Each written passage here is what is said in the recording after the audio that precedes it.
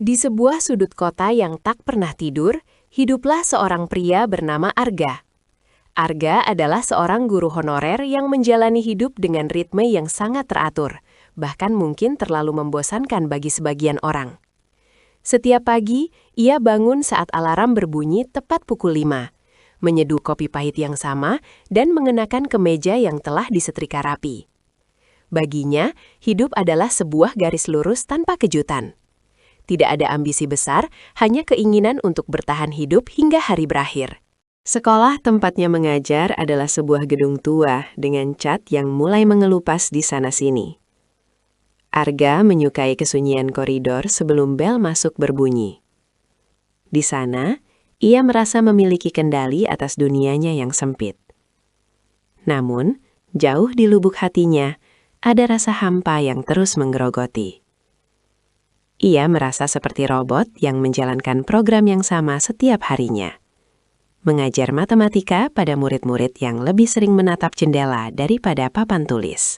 Suatu sore, setelah hujan deras mengguyur kota, Arga harus tinggal lebih lama untuk memeriksa tumpukan tugas siswa yang menumpuk. Gedung sekolah sudah hampir kosong, menyisakan suara tetesan air dari atap yang bocor. Saat ia hendak mengunci ruang kelas yang paling ujung, langkahnya terhenti. Ada sesuatu yang berbeda di sudut ruangan itu, sebuah cahaya redup yang seolah memanggilnya untuk mendekat.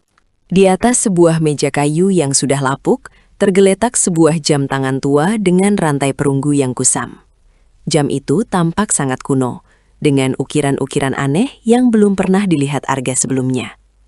Anehnya, meskipun jam itu terlihat sangat tua, jarum detiknya masih bergerak dengan suara detak yang sangat keras, mengisi kesunyian ruangan. Arga merasa seolah jam itu memang sengaja ditinggalkan di sana untuknya. Tanpa berpikir panjang, Arga mengambil jam tersebut. Begitu ujung jarinya menyentuh permukaan logam yang dingin, sebuah sensasi aneh menjalar ke seluruh lengannya.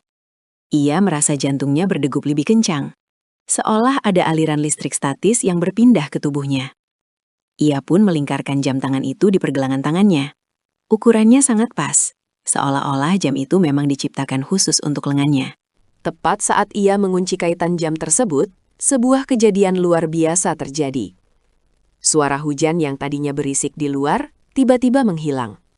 Arga menoleh ke arah jendela dan tertegun. Butiran air hujan yang seharusnya jatuh ke tanah, kini melayang diam di udara. Seekor burung yang sedang terbang pun mematung di langit, seolah-olah dunia baru saja ditekan tombol pausnya. Arga berdiri kaku. Napasnya terasa berat melihat keajaiban ini. Ia mencoba menggerakkan kakinya, dan ternyata ia masih bisa bergerak bebas. Arga berjalan keluar kelas dengan perasaan campur aduk, antara takut dan takjub. Ia melihat seorang rekan kerjanya, Pak Budi, yang sedang berdiri di dekat tangga dalam posisi hendak melangkah. Pak Budi benar-benar mematung, ekspresi wajahnya membeku tanpa ada tanda-tanda kehidupan. Dunia telah berhenti, kecuali bagi Arga. Arga memeriksa jam tangannya. Ada angka digital kecil yang muncul di bagian bawah dial jam, menunjukkan angka 59 menit dan 50 detik. Angka itu terus berkurang secara perlahan. Ia menyadari bahwa ia hanya memiliki waktu tepat 1 jam dalam keheningan ini. 1 jam di mana ia adalah satu-satunya makhluk yang bernafas dan bergerak di seluruh dunia yang sedang tertidur. Setelah 1 jam berlalu, tiba-tiba suara bising dunia kembali menghantam telinganya. Hujan jatuh kembali, burung terbang lagi, dan Pak Budi melanjutkan langkahnya seolah tidak terjadi apa-apa. Arga terduduk lemas di lantai koridor. Jantungnya berpacu hebat. Ia baru saja mengalami sesuatu yang mustahil. Namun, rasa takut itu perlahan berubah menjadi sebuah rasa haus akan kekuatan yang baru saja ia rasakan. Malam itu, Arga tidak bisa tidur. Ia terus menatap jam tangan tua di pergelangan tangannya. Ia mencoba melepaskannya, tapi jam itu seolah sudah menyatu dengan kulitnya. Ia mulai membayangkan apa saja yang bisa ia lakukan dengan kekuatan itu. Ia bisa memperbaiki segala kesalahan kecil dalam hidupnya, menghindari masalah, atau bahkan menjadi pahlawan tanpa ada yang tahu. Godaan itu terlalu manis untuk diabaikan begitu saja. Keesokan harinya, Arga mulai bereksperimen. Saat seorang siswa hampir saja menjatuhkan tumpukan buku, Arga menghentikan waktu. Dengan tenang, ia berjalan ke arah siswa itu dan membenarkan posisi bukunya agar tidak jatuh. Saat waktu kembali berjalan, siswa itu tampak bingung namun bersyukur karena bukunya tetap aman. Arga tersenyum kecil, merasa seperti malaikat pelindung yang tak terlihat bagi mereka semua. Tak berhenti di situ, Arga menggunakannya untuk menghindari konflik. Saat kepala sekolah memanggilnya untuk menegur keterlambatan laporan, Arga menghentikan waktu tepat sebelum sang kepala sekolah mulai marah. Ia menyelinap keluar ruangan, mengambil laporan yang tertinggal di mejanya, dan meletakkannya di depan sang kepala sekolah. Saat waktu kembali, kemarahan itu berubah menjadi pujian karena Arga dianggap sangat cekatan. Hari-hari berlalu, dan Arga semakin sering menggunakan jam itu. Hidupnya yang tadinya sulit, kini menjadi sangat mudah. Ia tidak pernah lagi merasa tertekan oleh tenggat waktu atau kesalahan sosial. Ia merasa seperti penguasa atas realitasnya sendiri. Namun, ia mulai menyadari sesuatu yang aneh. Setiap kali ia kembali dari jam terhenti, ada sebuah berita duka atau kabar tentang orang hilang di lingkungan sekitarnya yang muncul secara tiba-tiba. Awalnya, Arga mengira itu hanya kebetulan, namun frekuensinya semakin meningkat. Seorang penjual kopi di depan sekolah tiba-tiba tidak ada lagi, dan tidak ada yang ingat bahwa ia pernah berjualan di sana. Kemudian, salah satu siswanya, seorang anak pendiam yang sering duduk di baris belakang, juga menghilang. Ketika Arga bertanya kepada rekan kerjanya, mereka hanya menatapnya bingung dan mengatakan bahwa siswa itu tidak pernah terdaftar di kelas mereka. Rasa bersalah mulai merayap di hati Arga. Ia mulai menghubungkan titik-titik tersebut. Apakah setiap kali ia meminjam 1 jam dari waktu, ada seseorang yang harus membayarnya dengan seluruh hidup mereka? Pikiran itu menghantuinya setiap malam.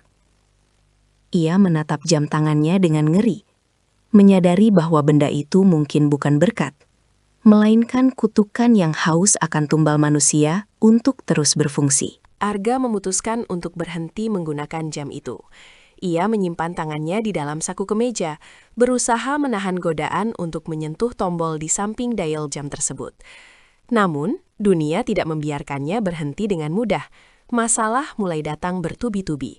Kesalahan-kesalahan kecil yang dulu ia perbaiki secara instan, kini menumpuk dan membuatnya kewalahan, membuat hidupnya kembali ke kekacauan yang dulu ia benci. Suatu hari, Arga melihat seorang wanita yang sangat ia sayangi, Maya, terjebak dalam situasi berbahaya. Maya adalah satu-satunya orang yang membuat Arga merasa masih memiliki harapan. Saat itu, Maya sedang menyeberang jalan ketika sebuah truk dengan remblong meluncur deras ke arahnya. Arga berteriak, tapi suaranya kalah oleh deru mesin. Tanpa berpikir panjang, instingnya mengambil alih. Ia menekan tombol pada jam tangannya. Waktu berhenti. Dunia kembali hening. Arga berlari sekuat tenaga ke tengah jalan. Ia menggendong Maya dan memindahkannya ke trotoar yang aman. Ia mengatur posisi Maya sedemikian rupa sehingga seolah-olah ia baru saja melangkah ke pinggir jalan tepat waktu. Arga berdiri di sana, terengah-engah, menatap wajah Maya yang beku dalam ketakutan. Ia tahu ia baru saja menyelamatkan nyawanya, tapi ia juga tahu ada harga yang harus dibayar. Waktu kembali berjalan.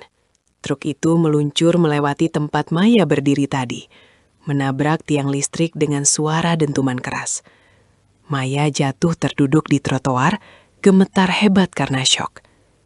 Arga segera menghampirinya, mencoba menenangkan. Maya menatap Arga dengan mata berkaca-kaca, berterima kasih karena entah bagaimana ia bisa selamat.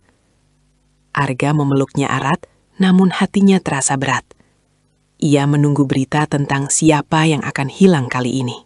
Keesokan harinya, Arga datang ke sekolah dengan perasaan was-was. Ia mencari siapa yang hilang. Ternyata, orang itu adalah sahabat terbaiknya sendiri, sesama guru yang selalu mendukungnya. Ruang kerja sahabatnya kini diisi oleh orang lain yang sama sekali tidak ia kenal.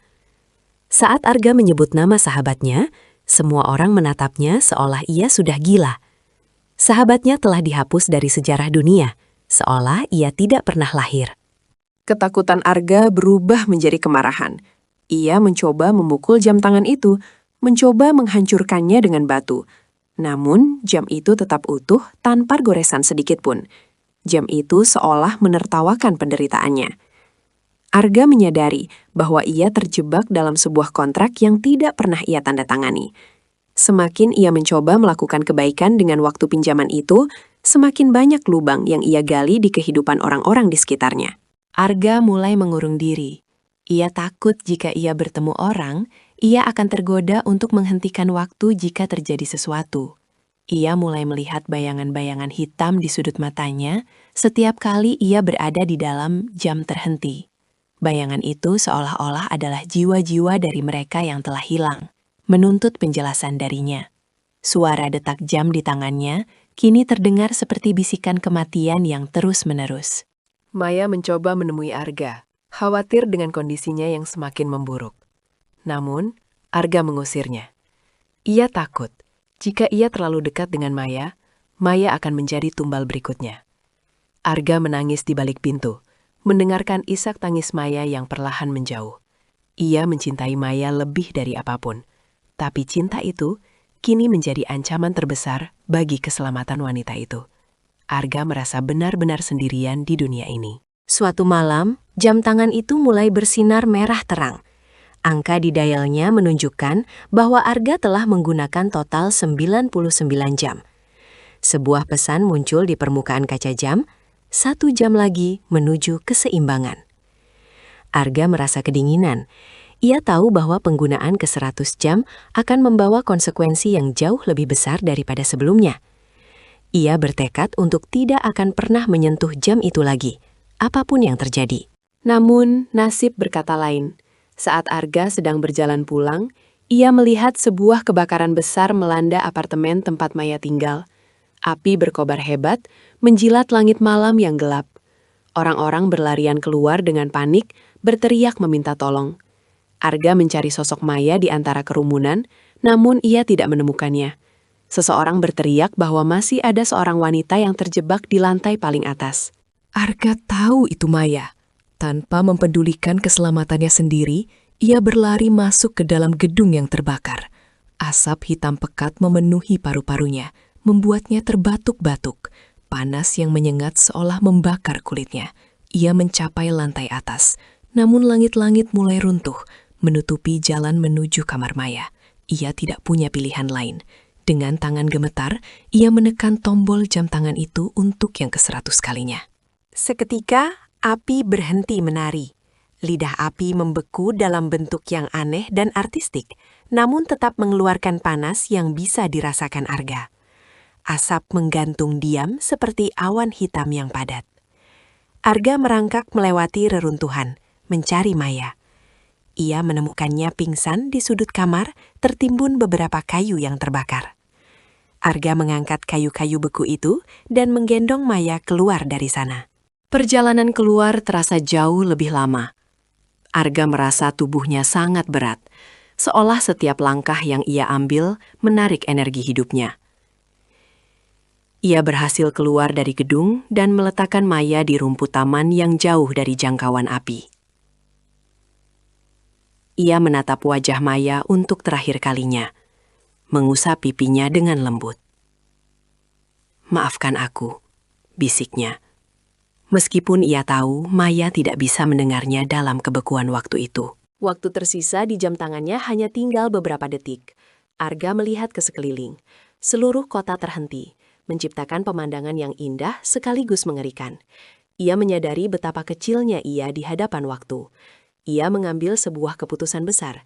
Ia melepaskan jam tangan itu dari pergelangan tangannya.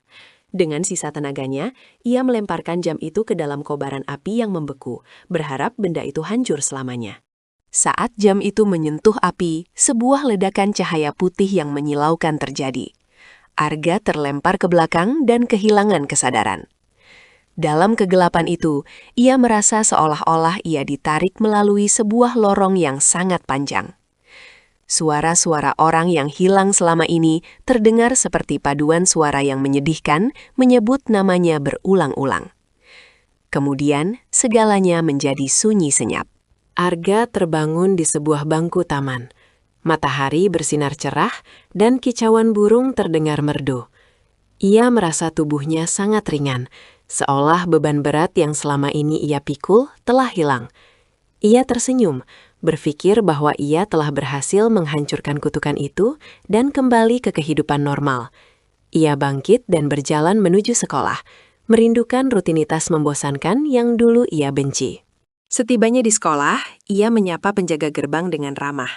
Namun, penjaga gerbang itu hanya menatapnya dengan pandangan dingin dan bertanya, "Maaf, ada perlu dengan siapa, Pak?" Arga tertawa, mengira itu adalah lelucon. Namun, saat ia masuk ke dalam ruang guru, ia melihat mejanya sudah tidak ada. Di tempat itu kini berdiri sebuah lemari buku yang besar. Semua rekan kerjanya melewati dia, seolah-olah dia adalah bayangan. Ia mencoba memanggil nama Pak Budi. Pria itu menoleh, tapi tidak ada tanda-tanda pengenalan di matanya. "Siapa Anda? Apakah Anda orang tua murid?" Tanya Pak Budi dengan sopan, namun asing. Arga mulai panik. Ia berlari ke arah cermin di koridor. Ia melihat wajahnya masih sama, tidak ada yang berubah. Namun, entah bagaimana, keberadaannya telah dihapus dari ingatan semua orang di tempat itu. Ia berlari menuju rumah Maya. Ia menemukan Maya sedang menyiram bunga di balkon apartemen barunya. Gedung itu tampak utuh, seolah-olah kebakaran hebat itu tidak pernah terjadi. Arga memanggil namanya dengan penuh harapan. Maya menoleh, tersenyum ramah. Tapi matanya menunjukkan bahwa Arga hanyalah seorang asing baginya. "Bisa saya bantu, Mas?" Tanya Maya lembut. Arga merasa dunianya runtuh seketika. Ia menyadari kebenaran yang mengerikan. Jam itu tidak mengambil orang-orang hilang sebagai tumbal secara acak. Jam itu menukar keberadaan mereka dengan waktu yang Arga gunakan. Dan karena Arga telah menggunakan waktu begitu banyak, termasuk untuk menyelamatkan nyawa Maya, harga terakhir yang harus dibayar adalah dirinya sendiri. Ia tidak mati, tapi ia tidak lagi ada dalam sejarah dunia yang ia kenal. Arga duduk di pinggir jalan, memperhatikan dunia yang terus berjalan tanpa dirinya. Ia melihat orang-orang tertawa, bekerja, dan mencintai, sementara ia hanya bisa menjadi penonton abadi. Ia tidak memiliki identitas, tidak memiliki rumah, dan tidak memiliki masa depan. Segala kebaikan yang ia coba lakukan dengan menghentikan waktu, justru menghapus jejak kehidupannya sendiri dari muka bumi. Ia mencoba mencari jam tangan itu kembali, berharap bisa memutar balik segalanya. Ia kembali ke tempat ia melemparkannya, tapi di sana hanya ada tanah kosong. Jam itu telah menghilang, mencari pemilik barunya. Arga menyadari bahwa ia telah menjadi bagian dari mekanisme waktu itu sendiri, sebuah variabel yang telah habis digunakan dan dibuang oleh semesta. Malam berganti pagi, dan Arga terus berjalan tanpa arah. Ia melihat bagaimana dunia tampak lebih harmonis tanpa campur tangannya. Masalah-masalah kecil yang dulu ia hindari, ternyata adalah bagian penting dari pendewasaan orang-orang di sekitarnya.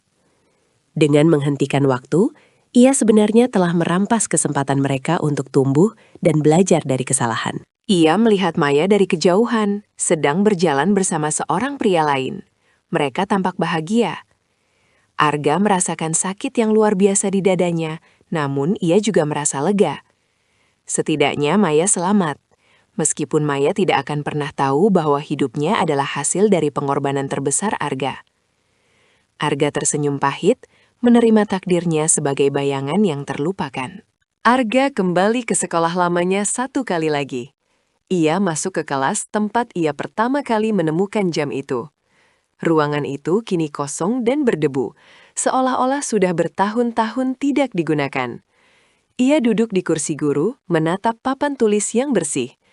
Ia membayangkan dirinya sedang mengajar, mendengar tawa murid-muridnya, dan merasakan kehangatan sebuah pengakuan. Tiba-tiba, ia mendengar suara langkah kaki di koridor. Suara itu terasa sangat akrab. Seorang siswa laki-laki masuk ke dalam kelas. Wajahnya tampak murung. Ia meletakkan tasnya di meja dan duduk termenung. Arga memperhatikan siswa itu, menyadari bahwa anak itu sedang mengalami masa-masa sulit dalam hidupnya, persis seperti dirinya dulu sebelum menemukan jam itu. Siswa itu menoleh ke arah sudut ruangan yang sama, di mana Arga menemukan jam tangan itu. Arga menahan napas. Di sana, di atas meja yang sama, jam tangan perunggu tua itu muncul kembali. Jam itu berkilauan di bawah cahaya sore yang redup, seolah-olah menanti untuk diambil. Arga ingin berteriak, memperingatkan anak itu agar jangan menyentuhnya. Tapi suaranya tidak bisa keluar. Siswa itu mengambil jam tersebut. Arga melihat binar harapan di mata anak itu saat ia merasakan getaran dari jam tangan tersebut. Siklus itu akan dimulai kembali. Seseorang akan mendapatkan keajaiban dan seseorang akan hilang sebagai harganya. Arga menyadari bahwa ia tidak bisa menghentikannya. Jam itu adalah bagian dari keseimbangan dunia yang kejam. Sebuah godaan yang akan selalu menemukan jalan kepada mereka yang merasa putus asa. Perlahan-lahan, tubuh Arga mulai memudar. Ia merasa dirinya menjadi debu yang terbang tertiup angin. Ia tidak lagi memiliki bentuk fisik.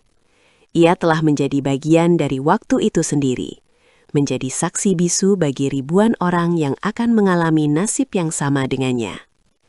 Pesan terakhir yang terlintas di pikirannya adalah bahwa waktu bukanlah sesuatu yang bisa dimiliki atau dipermainkan. Kisah Arga adalah pengingat bagi kita semua. Seringkali kita menginginkan kekuatan besar untuk mengubah hidup kita secara instan, tanpa menyadari bahwa setiap perubahan memiliki konsekuensi. Keindahan hidup justru terletak pada ketidaksempurnaannya, pada momen-momen sulit yang memaksa kita untuk belajar dan tumbuh menjadi pribadi yang lebih baik. Waktu adalah anugerah yang paling adil, sekaligus paling kejam. Ia terus berjalan maju, tanpa peduli pada siapapun. Menghargai setiap detik yang kita miliki, bersama orang-orang yang kita cintai, adalah satu-satunya cara untuk benar-benar memiliki waktu. Jangan biarkan keinginan untuk menguasai waktu membuatmu kehilangan dirimu sendiri. Di luar sana, mungkin masih ada banyak jam tangan tua yang menunggu untuk ditemukan. Mereka datang dalam berbagai bentuk, jalan pintas, kecurangan, atau keputusan egois yang mengabaikan orang lain. Pilihan selalu ada di tangan kita. Apakah kita akan mengikuti arus waktu dengan jujur atau mencoba menghentikannya demi kepentingan sesaat? Arga kini mungkin hanyalah angin yang berhembus di antara pepohonan sekolah, atau bisikan samar di telinga mereka yang hampir melakukan kesalahan fatal. Ia telah membayar harga tertinggi untuk pelajarannya. Namun dalam ketiadaannya, ia memberikan sebuah hikmah yang abadi bagi siapapun yang bersedia mendengarkan ceritanya. Ingatlah, setiap jam yang kita miliki adalah berharga. Gunakanlah dengan bijak, karena kita tidak pernah tahu kapan jam terakhir kita akan tiba. Jangan sampai kita menyesali waktu yang telah berlalu, atau lebih buruk lagi, menyesali waktu yang kita pinjam namun tak mampu kita bayar kembali. Dunia akan terus berputar. Matahari akan terus terbit dan tenggelam. Dan di suatu tempat, di sebuah ruang kelas kosong, sebuah jam tangan tua kembali berdetak, menunggu seseorang yang cukup berani atau cukup putus asa untuk mengenakannya di pergelangan tangan mereka. Akhir dari sebuah cerita hanyalah awal dari cerita yang lain.